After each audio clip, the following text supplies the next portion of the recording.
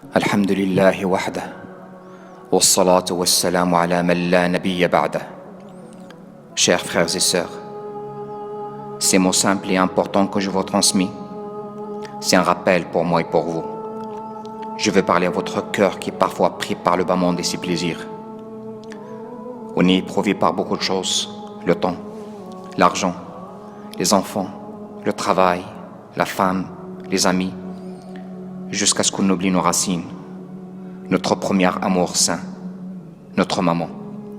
Dans un hadith authentique rapporté par l'imam Muslim de Abu Huraira qui a dit: le prophète sallallahu alayhi wa sallam a visité le tombe de sa maman par l'autorisation d'Allah subhanahu wa ta'ala, et il a pleuré jusqu'à qu'il a fait pleurer tout ce qui est autour de lui. Omar ibn al-Khattab radiyallahu anhu a dit: je n'ai jamais vu le prophète sallallahu alayhi wa sallam pleurer comme ce jour-là. Bi abi anta wa ummi ya Rasulallah. La maman, cette valeur unique qu'on sent vraiment son rôle seulement quand il est loin ou il est mort. La maman, chers frères et sœurs, le premier mot qu'on a prononcé, et c'est le meilleur mot qu'on a répété.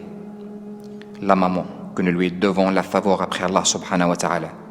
Quoi qu'on dise, quoi qu'on fasse, nous ne ferons pas assez pour elle. Aujourd'hui, je ne vais pas parler beaucoup de la gratitude, al-birr, parce que c'est obligatoire que les enfants soient reconnaissants. Et ce n'est pas une faveur envers la maman, c'est son droit envers toi. Et c'est une obligation de la satisfaire par le Coran et la Sunna. Mais j'ai vu qu'il y a un devoir et une nécessité de dire pour l'ingrat, al-aq, méfie-toi. Le chemin que tu as choisi, ça guide directement vers l'enfer. Akhil muslim, al-ghafil. Toute chose dans ce bas monde est compensée. La femme, les enfants, l'argent, le niveau social, sauf la maman. Tu ne peux jamais la remplacer. Et tu ne peux jamais combler le vide qu'il peut te laisser dans ton cœur si tu la perds. C'est une porte du paradis. Ne la ferme pas. Chers frères et sœurs, croyez-moi, si on médite bien notre relation avec notre maman, on va trouver qu'on est loin de la satisfaire. De parler à voix haute avec ta maman, c'est une ingratitude, uquq. De dire ouf devant elle, c'est une ingratitude. De préférer ta femme et tes enfants et leur intérêt, c'est une ingratitude. Et que ta maman soit la dernière de ton planning. Et c'est rarement que tu prennes de ses nouvelles, car tu es pris par le bas monde, c'est une ingratitude. Et de ne pas s'asseoir à côté d'elle, et de ne pas parler avec elle, et de ne pas entendre ce qu'elle raconte, c'est une ingratitude. De ne pas la prendre en charge, si elle n'a pas les moyens, et toi t'en as, c'est une ingratitude. De ne pas l'accueillir chez toi, parce que ta femme ne veut pas d'elle, c'est une ingratitude. De couper les liens avec ta maman, c'est une ingratitude. Chers frères, on a besoin de revoir notre relation avec notre maman. Et on a besoin d'éduquer nos enfants sur l'obéissance de la maman. Combien de fois on entend des histoires, des enfants qui insultent leur mère, des enfants qui tapent leur mère, des enfants malheureusement qui tuent leur mère, parce qu'elle ne veut pas donner de l'argent pour acheter de la drogue ou pour l'héritage. Je parle ici des enfants musulmans et quelqu'un qui a le cœur et le courage pour insulter et taper ou tuer sa propre mère. Il peut faire n'importe quel péché qu'il existe sur terre parce que son cœur est mort.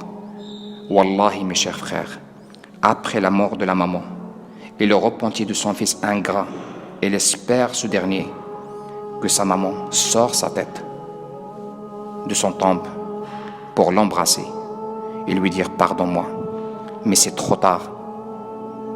Mets-toi dans ta tête, ayyuhal muslimu al-aqq li ummi, qui dit à sa maman: je ne peux pas t'accepter chez moi parce que c'est serré, que tu étais dans son ventre 9 mois. Elle t'a accepté avec un grand plaisir et c'était trop serré. Avant de manger akhil muslim avec ta femme et tes enfants, pose la question: est-ce que ta maman a à manger? Car lorsque tu étais petit, il ne mange pas avant que tu manges. Fais bouger la mémoire, akhil muslim, des années en arrière. Combien de nuits blanches a-t-il passé avec toi parce que tu étais malade ou parce que tu n'arrives pas à dormir? Et toi, tu ne sais même pas s'il est malade ou en bonne santé. Tu dors parce que demain tu travailles. Réveille-toi, Akhil al-Muslim, avant qu'il soit trop tard. Rifa' ibn Iyas raconte qu'il a vu Al-Harith al-Al qui pleure le jour de l'enterrement de sa maman, sans arrêt. Il lui a demandé pourquoi tout ça. Il a répondu, comment je ne pleure pas. Et aujourd'hui, une porte de paradis s'est fermée pour moi. Oui, mes chers frères, la maman c'est une porte vers le paradis. Et c'est dommage pour quelqu'un qui a eu une maman. Et il a raté cette porte. Wallah, il va regretter. Et quel regret. Le paradis était à côté de lui, proche de lui, facile pour lui. Une de ses portes était ouverte pour lui, mais il a ignoré jusqu'à sa fermeture par la mort de la maman.